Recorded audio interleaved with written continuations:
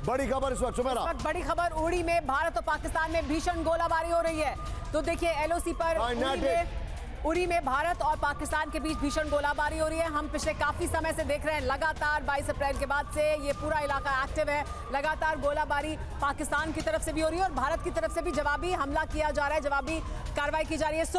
सुमित, उड़ी में भारत और पाकिस्तान के बीच इस वक्त भीषण गोलाबारी हो रही है, इसकी जानकारी मिल रही है। दोनों तरफ से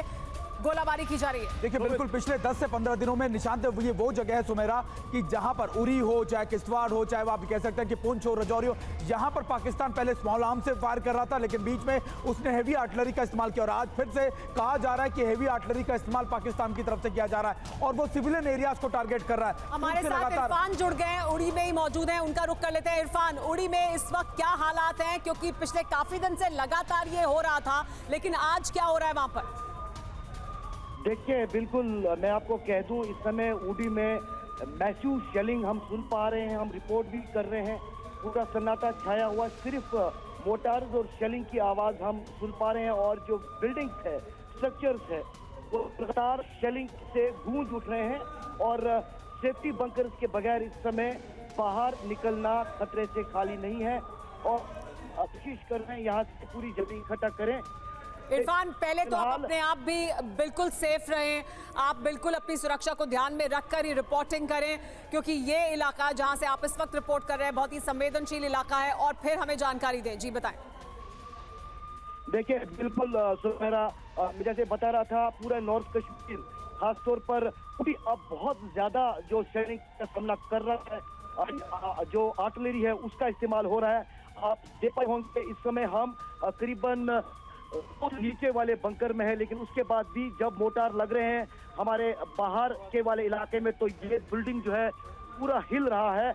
और कहीं जिस तरह पहले शेलिंग का जो सिलसिला है वो और इरफान, आप इस और वक्त बता रहे हैं कि आप लोअर बंकर में मौजूद हैं, सेफ्टी को ध्यान में रखते हुए, क्योंकि आवाज बहुत तेज इस वक्त है, वहां पर हो रही है शेलिंग। लेकिन कुछ देर पहले की आपकी रिपोर्ट दिखाते हैं हम अपने दर्शकों को, वहीं पर मौजूद हैं इरफान इस वक्त, जहां पर उड़ी में भारत और पाकिस्तान के बीच भीषण गोलाबारी हो रही है।